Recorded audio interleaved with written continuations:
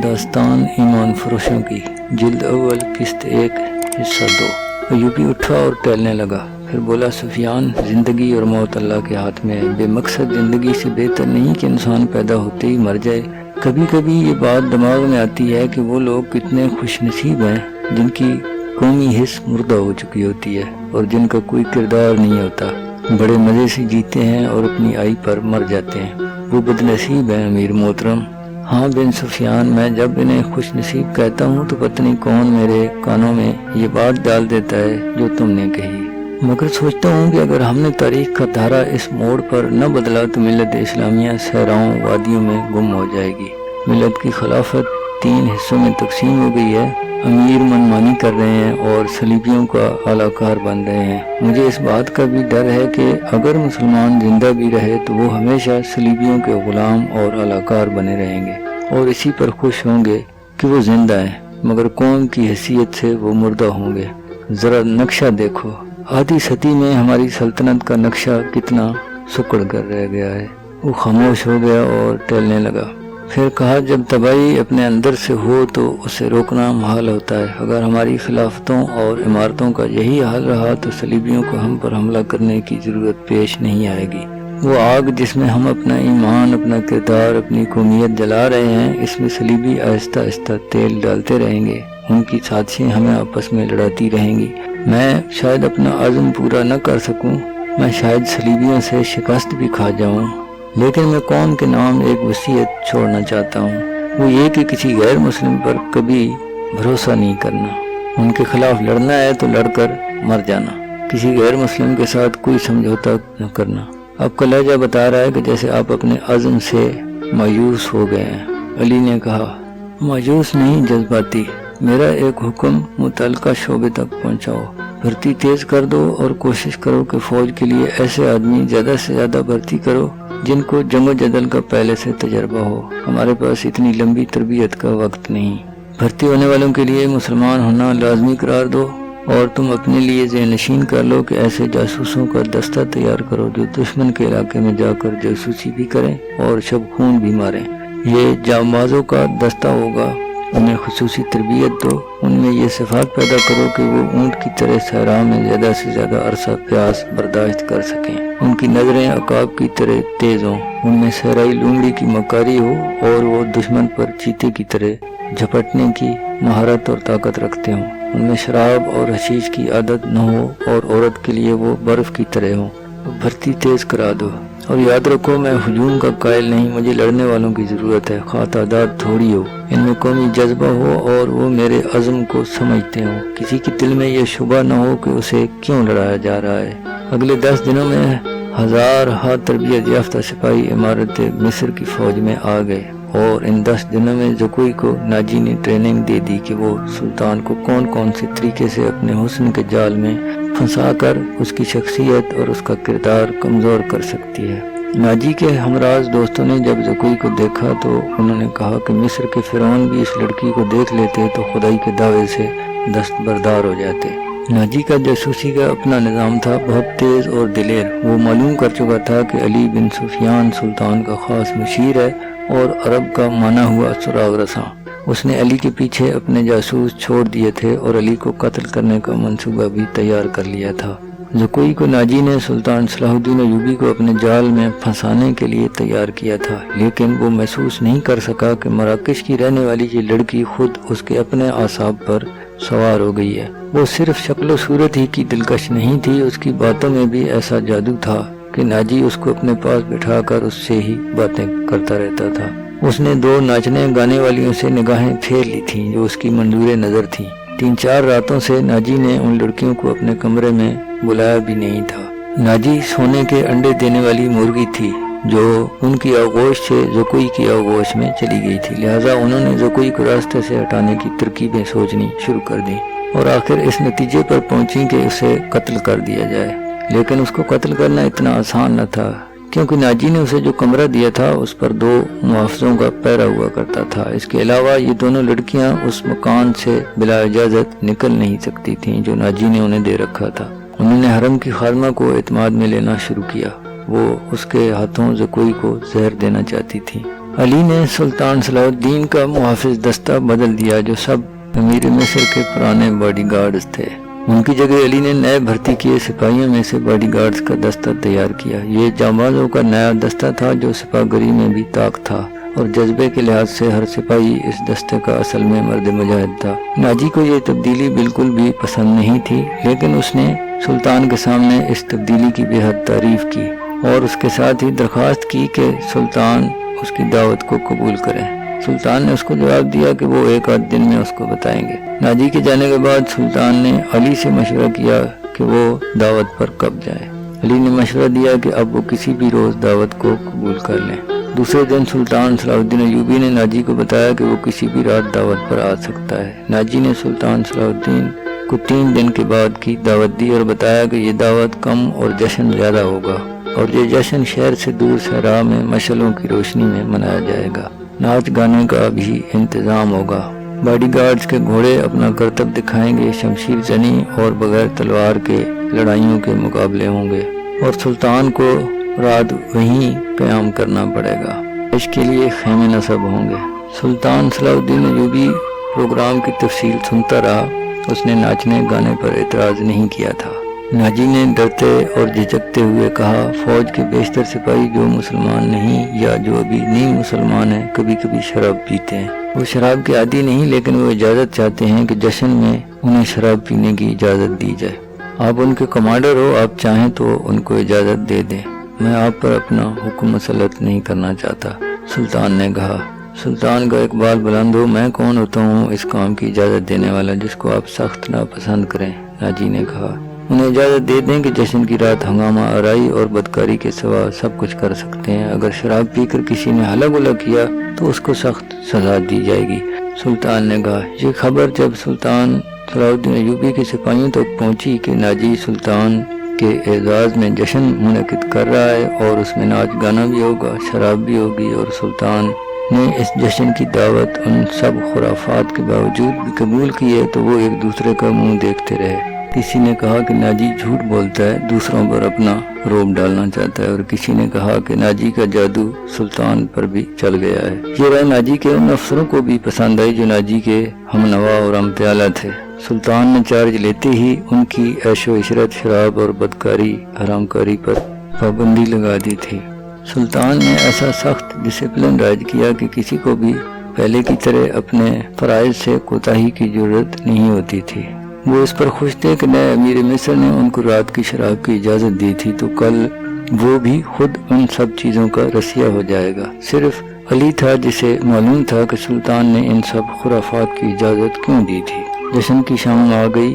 ایک تو چاندنی رات تھی، صحرا کی چاندنی اتنی شفاف ہوتی ہے کہ ریت کے ذرے بھی نظر آ جاتے ہیں۔ دوسرے ہزارہ مشعلوں نے وہاں کے صحرا کو دن بنا دیا تھا۔ باڈی گارڈز کا ہجوم تھا جو ایک وسیع میدان کے گرد دیواروں کی طرح کھڑا تھا۔ ایک طرف جو مسند سلطان صلاح الدین کے لیے رکھی گئی تھی وہ کسی بہت بڑے بادشاہ کا تخت معلوم ہوتا تھا۔ اس کے دائیں بائیں بڑے مہمانوں کے لیے نشستیں رکھی گئی تھیں۔ اس وسیع و عریض تماشگاہ سے تھوڑی دور مہمانوں کے لیے نہایت خوبصورت خیمے نصب تھے۔ ان سے ہٹ کر ایک بڑا خیمہ سلطان کے لیے نصب کیا گیا تھا جہاں اسے رات بسر کرنی تھی۔ علی نے صبح سورج غروب ہونے سے پہلے وہاں جا کر محافظ کھڑے کر دیے تھے۔ جب علی وہاں محافظ کھڑے کر رہا تھا تو ناجی زکوئی کو آخری ہدایات دے رہا تھا۔ اس شام زکوئی کا حسن کچھ زیادہ ہی نکھر آیا تھا۔ اس کے جسم سے عطر کی ایسی بھینی بھینی خوشبو اٹھ رہی تھی جس میں سحر کا سا تاثر تھا۔ اس نے بال اریاں کندھوں پہ پھیلا دیے تھے۔ سفید کندھوں پر سیاہی مائل بھورے بال راتوں کے زاہدوں کو بھی گرفتار کر سکتے تھے۔ اس کا لباس اتنا باریک تھا کہ اس کے جسم کے تمام نشیب و فراز دکھائی دیتے تھے۔ اس کے ہونٹوں پر قدرتی تبسم اد کھلی کلی کی طرح لگ رہا تھا۔ ناجی نے اسے سر سے پاؤں تک دیکھا۔ تمہارے حسن کا شاید سلطان صلاح الدین ایوبی پر اثر نہ ہو تو اپنی زبان استعمال کرنا، وہ سبق بھولنا نہیں جو میں اتنے دنوں سے تمہیں پڑھا رہا ہوں، اور یہ بھی نہ بھولنا کہ اس کے پاس جا کر اس کی لونڈی میں بن جانا، انجیر کا وہ پھول بن جانا جو درخت کی چوٹی پر نظر آتا ہے مگر درخت پر چڑھ کر دیکھو تو غائب، اسے اپنے قدموں میں بٹھا لینا۔ میں تمہیں یقین دلاتا ہوں کہ تم اس پتھر کو پانی میں تبدیل کر سکتی ہو۔ اس سرزمین میں کلیپترا نے سیزر جیسے مرد آہن کو اپنے حسن و جوانی سے پگھلا کر مصر کے ریت میں بہا دیا تھا۔ کلیپترا تم سے زیادہ خوبصورت نہیں تھی، میں نے تم کو جو سبق دیا ہے وہ کلیپترا کی چالیں تھیں۔ عورت کی یہ چالیں کبھی ناکام نہیں ہو سکتی۔ زکوئی مسکرا رہی تھی اور بڑے غور سے سن رہی تھی۔ مصر کی ریت نے ایک اور کلیپترا کو حسین ناگن کی طرح جنم دیا تھا۔ مصر کی تاریخ اپنے آپ کو دہرانے والی تھی۔ سورج غروب ہوا تو مشعلیں جل گئیں۔ سلطان صلاح الدین ایوبی گھوڑے پر سوار آ گیا۔ سلطان کے آگے پیچھے دائیں بائیں اس کے محافظ دستے کے گھوڑے تھے جو علی نے منتخب کیے تھے۔ اسی دستے میں سے ہی اس نے 10 محافظ شام سے پہلے ہی یہاں لا کر سلطان کے خیمے کے گرد کھڑے کر دیے تھے۔ سازندوں نے دف کی آواز پر استقبالیہ دھن بجائی اور صحرا میں امیر مصر سلطان صلاح الدین ایوبی زندہ باد کے نعرے گونجنے لگے۔ ناجی نے آگے بڑھ کر استقبال کیا اور کہا، آپ کے جانثار عظمت اسلام کے پاسبان آپ کو بصر چشم خوش آمدید کہتے ہیں۔ ان کی بے تابیاں اور بے قراریاں دیکھیں، آپ کے اشارے پر یہ کٹ مریں گے۔ اور خوش آمد کے لیے اس کو جتنے الفاظ یاد آئے ناجی نے کہہ دیے۔ یوں ہی سلطان صلاح الدین اپنی شاہانہ نشست پر بیٹھا، سر پر دوڑتے گھوڑوں کی ٹاپوں کی آوازیں سنائی دینے لگی۔ گھوڑے جب روشنی میں آئے تو اس نے دیکھا کہ 4 گھوڑے دائیں سے اور 4 بائیں سے آ رہے تھے۔ ہر ایک پر ایک سوار تھا اور ان کے پاس ہتھیار نہیں تھے۔ وہ ایک دوسرے کے آمنے سامنے آ رہے تھے۔ لگتا تھا کہ وہ ٹکرا جائیں گے۔ کسی کو معلوم نہیں تھا کہ وہ کیا کریں گے۔ وہ ایک دوسرے کے قریب آئے تو سوار رکابوں میں پاؤں جمائے کھڑے ہوئے، پھر انہوں نے لگامیں ایک ہاتھ میں تھام لیں اور دوسرے بازو پھیلائے۔ دونوں اطراف کے گھوڑے بالکل آمنے سامنے آ گئے اور سواروں کی دونوں پارٹیاں ایک دوسرے سے الجھ گئیں۔ سواروں نے ایک دوسرے کو پکڑنے اور گرانے کی کوشش کی۔ سب گھوڑے جب آگے نکل گئے تو 2 سوار جو گھوڑوں سے گر گئے تھے ریت پر کلا بازیاں کھا رہے تھے۔ ایک طرف کے ایک سوار نے دوسری طرف کے ایک سوار کو ایک بازو میں جکڑ کر اسے گھوڑے سے اٹھا لیا تھا اور اسے اپنے گھوڑوں پر لاد کر لے جا رہا تھا۔ ہجوم نے اس قدر شور برپا کیا تھا کہ اپنی آواز خود کو سنائی نہیں دے رہی تھی۔ یہ سوار اندھیرے میں غائب ہوئے تو دونوں اطراف سے مزید 4 گھوڑے آئے اور مقابلہ ہوا۔ اس طرح 8 مقابلے ہوئے اور اس کے بعد شتر سوار آئے۔ پھر گھوڑ سواروں اور شتر سواروں نے کئی کرتب دکھائے۔ اس کے بعد تیز زنی اور بغیر ہتھیاروں کے لڑائی کے مظاہرے ہوئے جن میں کئی ایک سپاہی زخمی ہوئے۔ سلطان صلاح الدین شجاعت اور بہادری کے مقابلوں میں جذب ہو کر رہ گیا تھا۔ اسے ایسے ہی بہادر فوجیوں کی ضرورت تھی۔ سلطان نے علی بن سفیان کے کان میں کہا، اگر اس فوج میں اسلامی جذبہ بھی ہو میں اسی فوج سے صلیبیوں کو گھٹنوں بٹھا سکتا ہوں۔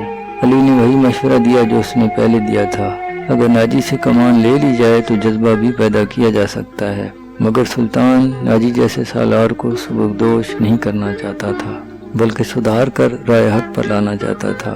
وہ اس جشن میں اپنی آنکھوں یہی دیکھنے آیا تھا کہ یہ فوج اخلاقی لحاظ سے کیسی ہے۔ اس کو ناجی کی اس بات سے مایوسی ہوئی تھی کہ ناجی کے کمانڈر اور سپاہی شراب پینا چاہتے ہیں اور ناچ گانا بھی ہوگا۔ سلطان ایوبی نے اس درخواست کی منظوری صرف اس وجہ سے دی تھی کہ وہ دیکھنا چاہتا تھا کہ یہ فوج کس حد تک عیش و عشرت میں ڈوبی ہوئی ہے۔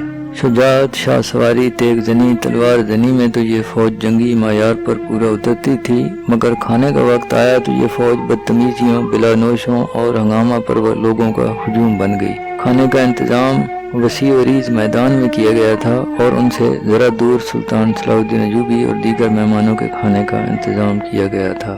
سینکڑوں سالم دمبے اور بکرے، اونٹوں کی سالم رانیں اور ہزاروں مرغ روسٹ کیے گئے تھے۔ دیگر لوازمات کا کوئی شمار نہ تھا اور سپاہیوں کے سامنے شراب کے چھوٹے چھوٹے مشکیزے اور سرائیاں رکھ دی گئی تھیں۔ سپاہی کھانے اور شراب پر ٹوٹ پڑے اور گٹاگٹ شراب چڑھانے لگے اور مارکا آرائی ہونے لگی۔ سلطان یہ منظر دیکھ کر خاموش تھا۔ اس کے چہرے پر کوئی تاثر نہ تھا جو یہ ظاہر کرتا کہ وہ کیا سوچ رہا ہے۔ اس نے ناجی سے صرف اتنا کہا، 50,000 فوج میں آپ نے یہ آدمی کس طرح منتخب کیے؟ کیا یہ آپ کے بدترین سپاہی ہیں؟ نہیں امیر مصر، یہ 2000 عسکری میرے بہترین سپاہی ہیں۔ آپ نے ان کے مظاہرے دیکھے، ان کی بہادری دیکھی ہے۔ میدان جنگ میں جس جانبازی کا یہ مظاہرہ کریں گے آپ کو حیران کر دے گی۔ آپ ان کی بدتمیزی کو نہ دیکھیں، یہ آپ کے اشارے پر جانیں قربان کر دیں گے۔ میں انہیں کبھی کبھی کھلی چھٹی دے دیتا ہوں کہ مرنے سے پہلے دنیا کے رنگ و بو کا پورا مزہ اٹھا لیں۔ ناجی نے غلامانہ لہجے میں کہا۔ سلطان نے اس استدلال کے جواب میں کچھ نہ کہا۔ ناجی جب دوسرے مہمانوں کی طرف متوجہ ہوا تو سلطان نے علی بن سفیان سے کہا، میں جو دیکھنا چاہتا تھا وہ دیکھ لیا۔ یہ سوڈانی شراب اور ہنگامہ آرائی کے عادی ہیں، تم کہتے ہو ان میں جذبہ نہیں ہے، میں دیکھ رہا ہوں ان میں کردار بھی نہیں ہے۔ اس فوج کو اگر تم لڑنے کے لیے میدان جنگ میں لے گئے تو یہ لڑنے کی بجائے اپنی جان بچانے کی فکر کرے گی اور مال غنیمت لوٹے گی اور مفتوح کی عورتوں کے ساتھ وحشیانہ سلوک کرے گی۔ اس کا علاج یہ ہے کہ آپ نے جو فوج مصر کے مختلف خطوں سے بھرتی کی ہے اس کو ناجی کے 50,000 فوجیوں میں مدغم کر دیں۔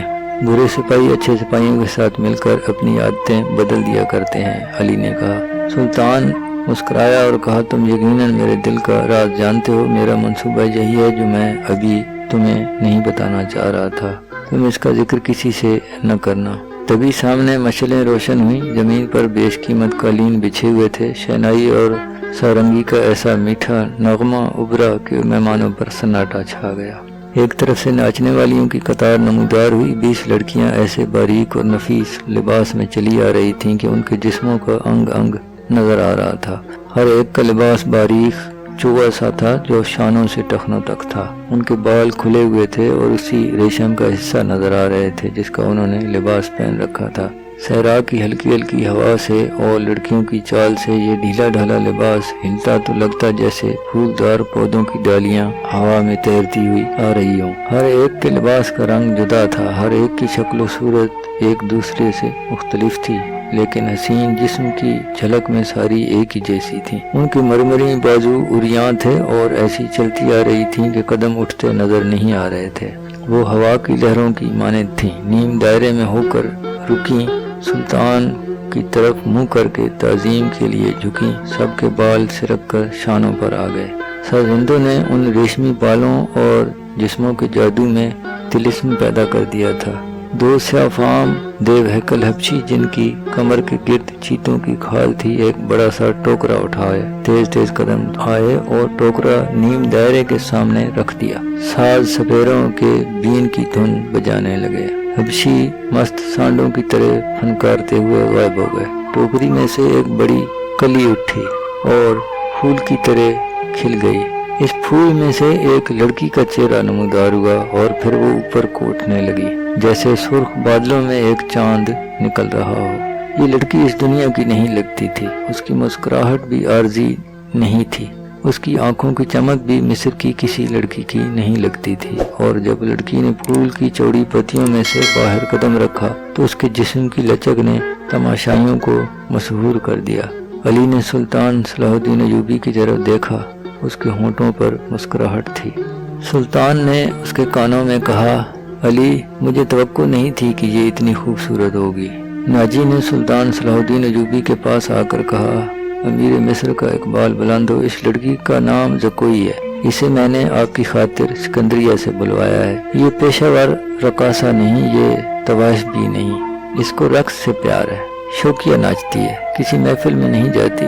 میں اس کے باپ کو جانتا ہوں، ساحل پر مچھلیوں کا کاروبار کرتا ہے۔ یہ لڑکی آپ کی عقیدت مند ہے، آپ کو پیغمبر مانتی ہے۔ میں اتفاق سے اس کے گھر اس کے باپ سے ملنے گیا تو اس لڑکی نے استدعا کی کہ سنا ہے سلطان صلاح الدین امیر بن کر مصر آ گئے ہیں، اللہ کے نام پر مجھے ان سے ملوا دو۔ میرے پاس اپنی جان اور رقص کے سوا کچھ بھی نہیں جو میں اس عظیم ہستی کے قدموں میں پیش کر سکوں۔ قابل صد احترام امیر، میں نے آپ سے رقص اور ناچ کی اجازت اس لیے مانگی تھی کہ میں اس لڑکی کو آپ کے حضور پیش کرنا چاہتا تھا۔ کیا آپ نے اسے بتایا تھا کہ میں کسی لڑکی کو رقص یا عریانی کی حالت میں اپنے سامنے نہیں دیکھ سکتا؟ یہ لڑکی جسے آپ ملبوس لائے ہیں یہ تو بالکل ننگی ہے، سلطان نے کہا۔ عالی مقام، میں نے بتایا تھا کہ امیر رقص کو ناپسند کرتے ہیں، لیکن یہ کہتی تھی کہ امیر مصر میرا رقص پسند کریں گے کیونکہ اس میں گناہ کی دعوت نہیں، یہ ایک باعصمت لڑکی کا رقص ہوگا۔ میں ایوبی کے حضور اپنا جسم نہیں اپنا رقص پیش کروں گی۔ اگر میں مرد ہوتی تو سلطان کی جان کی حفاظت کے لیے محافظ دستے میں شامل ہو جاتی۔ ناجی نے کھسیانہ ہو کر کہا، آپ کیا کہنا چاہتے ہیں؟ میں اس لڑکی کو اپنے پاس بلا کر خراج تحسین پیش کروں کہ تم ہزاروں لوگوں کے سامنے اپنا جسم ننگا کر کے بہت اچھا ناچتی ہو؟ اسے اس پر شاباش دوں کہ تم نے مردوں کے جنسی جذبات بھڑکانے میں خوب مہارت حاصل کی ہے۔ سلطان نے پوچھا۔ نہیں امیر مصر، میں اسے اس وعدے پر یہاں لایا ہوں کہ آپ اسے شرف باریابی بخشیں گے۔ یہ بڑی دور سے اسی امید پر آئی ہے۔ ذرا دیکھیے اسے، اس کے رقص میں پیشہ ورانہ تاثر نہیں، خود سپردگی ہے۔ دیکھیے وہ آپ کو کیسی نظروں سے دیکھ رہی ہے۔ بے شک عبادت صرف اللہ کی جاتی ہے، لیکن یہ رقص کی اداؤں سے، عقیدت سے آپ کی عبادت کر رہی ہے۔ آپ اسے اپنے خیمے میں اندر آنے کی اجازت دیں، تھوڑی سی دیر کے لیے۔ اسے مستقبل کی وہ ماں سمجھیں جس کی کوکھ سے اسلام کے جانباز پیدا ہوں گے۔ یہ اپنے بچوں کو فخر سے بتایا کرے گی کہ مجھے سلطان صلاح الدین ایوبی کے ساتھ تنہائی میں باتیں کرنے کا شرف حاصل ہوا ہے۔ ناجی نے نہایت ڈھٹائی سے خوش آمدی لہجے میں سلطان سے منوا لیا کہ یہ لڑکی جسے ناجی نے ایک بردہ فروش سے خریدا تھا، شریف باپ کی باعصمت بیٹی ہے۔ ناجی نے سلطان سے کہلوا لیا کہ اچھا اسے میرے خیمے میں بھیج دینا۔ زکوئی نہایت آہستہ آہستہ جسم کو بل دیتی اور بار بار سلطان کی طرف دیکھ کر مسکرا رہی تھی۔ باقی لڑکیاں تتریوں کی طرح جیسے اس کے آس پاس اڑ رہی تھیں۔ یہ اچھل کود والا رقص نہیں تھا، مشعلوں کی روشنی میں کبھی تو یوں لگتا تھا جیسے ہلکے نیلے شفاف پانی میں جل پریاں تیر رہی ہوں۔ چاندنی کا اپنا ایک تاثر تھا۔ سلطان ایوبی کے متعلق کوئی نہیں بتا سکتا تھا کہ وہ بیٹھ کر کیا سوچ رہا تھا۔ ناجی کے سپاہی جو شراب پی کر ہنگامہ کر رہے تھے وہ بھی جیسے مرمرا گئے تھے۔ زمین اور آسمان پر وجد طاری تھا۔ ناجی اپنی کامیابی پر بہت مسرور تھا اور رات گزرتی جا رہی تھی۔ نصف شب کے بعد سلطان صلاح الدین ایوبی اپنے خیمے میں داخل ہوا جو ناجی نے نصب کیا تھا۔ اندر اس نے قالین بچھا دیے تھے۔ پلنگ پر چیتے کی کھال کی مانند پلنگ پوش پڑا تھا۔ فانوس کی ہلکی نیلی روشنی صحرا کی شفاف چاندنی کی مانند تھی اور اندر کی فضا تربیز تھی۔ خیمے کے اندر ریشمی پردے آویزاں تھے۔ ناجی سلطان کے ساتھ خیمے میں اندر گیا اور کہا اسے ذرا سی دیر کے لیے بھیج دوں، میں وعدہ خلافی سے بہت ڈرتا ہوں۔ بھیج دو، سلطان نے کہا، اور ناجی ہرن کی طرح چوکڑیاں بھرتا خیمے سے باہر چلا گیا۔ تھوڑی ہی دیر گزری تھی کہ سلطان کے محافظوں نے ایک رقاصہ کو اس کے خیمے کی طرف آتے دیکھا۔ خیمے کے ہر طرف مشعلیں روشن تھیں۔ روشنی کا یہ انتظام علی بن سفیان نے کرایا تھا کہ رات کے وقت محافظ گرد و پیش میں اچھی طرح سے دیکھ سکیں۔ رقاصہ آئی تو انہوں نے اسے پہچان لیا کہ یہ تو وہی رقص کرنے والی لڑکی ہے جو ٹوکرے میں سے نکلی تھی۔ وہ زکوئی تھی۔ وہ ابھی بھی توبہ شکن رقص والے لباس میں تھی۔ محافظوں کے کمانڈروں نے اسے روک لیا۔ زکوئی نے بتایا کہ اسے امیر مصر نے بلوایا ہے۔ کمانڈر نے اسے بتایا کہ یہ ان امیروں میں سے نہیں کہ یہ تم جیسی فاحشہ لڑکیوں کے ساتھ راتیں گزارے۔ آپ ان سے پوچھ لیں، میں بن بلائے آنے کی جرات نہیں کر سکتی۔ ان کا بلاوا تمہیں کس نے دیا؟ کمانڈر نے پوچھا۔ سالار ناجی نے کہا کہ تمہیں امیر مصر بلا رہے ہیں۔ آپ کہتے ہو تو میں واپس چلی جاتی ہوں۔ امیر نے جواب طلبی کی تو خود بھگت لینا، زکوئی نے کہا۔ کمانڈر کے لیے تسلیم کرنا مشکل ہو رہا تھا کہ امیر مصر نے ایک رقاصہ کو اپنے خیمے میں بلوایا ہے۔ وہ ایوبی کے کردار سے واقف تھا۔ وہ اس کے اس حکم سے بھی واقف تھا کہ ناچنے گانے والیوں سے تعلق رکھنے والے کو 100 درے بھی مارے جائیں گے۔ کمانڈر شش و پنج میں پڑ گیا۔ سوچ کر اس نے ہمت کی اور سلطان کے خیمے میں چلا گیا۔ ایوبی اندر ٹہل رہا تھا۔ کمانڈر نے ڈرتے ڈرتے کہا، باہر ایک رقاصہ کھڑی ہے، کہتی ہے کہ حضور نے اسے بلوایا ہے، اسے اندر بھیج دو، ایوبی نے کہا۔ کمانڈر باہر نکلا اور زکوئی کو اندر بھیج دیا۔ سپاہیوں کو توقع تھی کہ ان کا امیر اور سالار اس لڑکی کو باہر نکال دے گا۔ وہ سب سلطان صلاح الدین کی گرجدار آواز سننے کے انتظار میں تھے، لیکن ایسا کچھ نہیں ہوا۔ رات گزرتی جا رہی تھی۔ اندر سے دھیمی دھیمی باتوں کی آوازیں آ رہی تھیں۔ محافظ دستے کا کمانڈر بے قراری کے انداز میں ٹہل رہا تھا کہ ایک سپاہی نے کہا، کیا یہ حکم صرف ہمارے لیے ہے کہ کسی فاحشہ کے ساتھ تعلق رکھنا جرم ہے؟ ہاں، حکم صرف ماتحتوں اور قانون صرف رعایا کے لیے ہوتا ہے، کمانڈر نے کہا۔ امیر مصر کو درے نہیں لگائے جا سکتے، بادشاہوں کا کوئی کردار نہیں ہوتا۔ ایوبی شراب بھی پیتا ہوگا، ہم پر جھوٹی پارسائی کا روب جماتا ہے، کمانڈر نے کہا۔ ان کی نگاہوں میں سلطان صلاح الدین کا جو بت تھا وہ ٹوٹ گیا تھا۔ اس بت میں سے ایک عربی شہزادہ نکل آیا تھا جو عیاش تھا، پارسائی کے پردے میں گناہ کا مرتکب ہو رہا تھا۔ ناجی بہت خوش تھا۔ سلطان صلاح الدین ایوبی کی خوشنودی کے لیے اس نے شراب سونگھی بھی نہیں تھی۔ وہ اپنے خیمے میں بیٹھا خوشی سے جھوم رہا تھا۔ اس کے سامنے اس کا نائب سالار اوروش بیٹھا تھا۔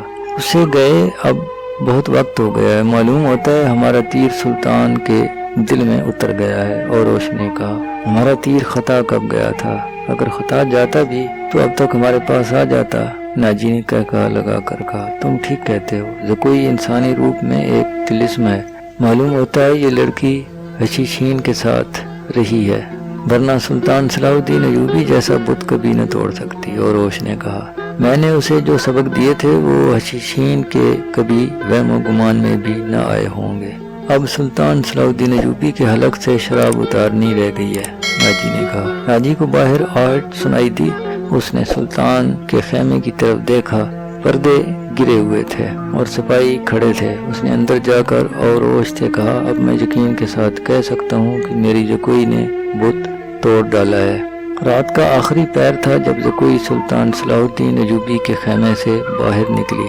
ناجی کے خیمے میں جانے کی بجائے وہ دوسری طرف چلی گئی۔ راستے میں ایک آدمی کھڑا تھا جو سر سے پاؤں تک ایک ہی لبادے میں چھپا ہوا تھا۔ اس نے دھیمی سی آواز میں زکوئی کو پکارا۔ وہ اس آدمی کے پاس چلی گئی، وہ اس کو خیمے میں لے گیا۔ بہت دیر بعد وہ اس خیمے سے نکلی اور ناجی کے خیمے کا رخ کیا۔ ناجی اس وقت تک جاگ رہا تھا اور کئی بار باہر نکل کر سلطان ایوبی کے خیمے کی طرف دیکھ چکا تھا کہ زکوئی نے سلطان کو پھانس لیا ہے اور اسے آسمان کی بلندیوں سے گھسیٹ کر ناجی کی پست ذہنیت میں لے آئی ہے۔ اوروش رات بہت ہوئی ہے، وہ ابھی تک واپس نہیں آئی۔ ناجی نے کہا وہ اب آئے گی بھی نہیں، ایسے ہیرے کو کوئی شہزادہ واپس نہیں کرتا، وہ اسے اپنے ساتھ لے جائے گا۔ تم نے اس پر بھی غور کیا ہے؟ اوروش نے کہا نہیں، میں نے اپنی چال کا یہ پہلو تو سوچا ہی نہیں تھا۔ ناجی نے کہا کیا یہ نہیں ہو سکتا کہ امیر مصر زکوئی کے ساتھ شادی کر لیں؟ اس صورت میں لڑکی ہمارے کام کی نہیں رہے گی۔ اوروش نے کہا وہ ہے تو ہوشیار، مگر رقاصہ کا کیا بھروسہ، وہ رقاصہ کی بیٹی ہے اور تجربہ کار بھی، دھوکہ بھی دے سکتی ہے۔ ناجی نے کہا وہ گہری سوچ میں تھا کہ زکوئی خیمے میں داخل ہوئی۔ اس نے ہنس کر کہا اپنے امیر مصر کا وزن کرو، لاؤ اتنا سونا، آپ نے میرا یہی انعام مقرر کیا تھا نا؟ پہلے بتاؤ ہوا کیا تھا؟ ناجی نے بے قراری سے کہا جو آپ چاہتے تھے۔ آپ کو یہ کس نے بتایا کہ صلاح الدین پتھر ہے، فولاد ہے اور وہ مسلمانوں کے اللہ کا سایہ ہے؟ اس نے زمین پر پاؤں مار کر کہا وہ اس ریت سے زیادہ بے بس ہے جس کو ہوا کے جھونکے اڑاتے پھرتے ہیں۔ یہ تمہارے حسن کے جادو اور زبان کے طلسم نے اسے ریت بنایا، ورنہ یہ کمبخت چٹان ہے۔ اوروش نے کہا ہاں چٹان تھا، لیکن اب ریتلا ٹیلا بھی نہیں۔ زکوئی نے کہا میرے متعلق کوئی بات ہوئی؟ ناجی نے کہا ہاں، پوچھ رہا تھا کہ ناجی کیسا انسان ہے۔ میں نے کہا کہ مصر میں اگر آپ کو کسی پر بھروسہ کرنا چاہیے تو وہ ناجی ہے۔ اس نے کہا کہ تم کس طرح ناجی کو جانتی ہو؟ میں نے کہا کہ وہ میرے باپ کے گہرے دوست ہیں، میرے گھر گئے تھے اور کہہ رہے تھے کہ میں سلطان صلاح الدین ایوبی کا غلام ہوں، مجھے سمندر میں کود جانے کا حکم دیں گے تو میں کود جاؤں گا۔ پھر اس نے مجھ سے پوچھا کہ تم بعصمت لڑکی ہو؟ میں نے کہا میں آپ کی لونڈی ہوں، آپ کا ہر حکم سر آنکھوں پر۔ کہنے لگا کہ کچھ دیر میرے پاس بیٹھو، میں بیٹھ گئی۔ پھر وہ اگر پتھر تھا تو موم بن گیا اور میں نے موم کو اپنے سانچے میں ڈھال لیا۔ اس سے رخصت ہونے لگی تو اس نے مجھ سے معافی مانگی۔ کہنے لگا میں نے زندگی میں پہلا گناہ کیا ہے۔ میں نے کہا یہ گناہ نہیں، آپ نے میرے ساتھ کوئی دھوکہ نہیں کیا، زبردستی نہیں کی، مجھے بادشاہوں کی طرح حکم دے کر نہیں بلوایا، میں خود آئی تھی اور پھر بھی آؤں گی۔ زکوئی نے ہر بات اسی طرح کھل کر سنائی جس طرح اس کا جسم عریاں تھا۔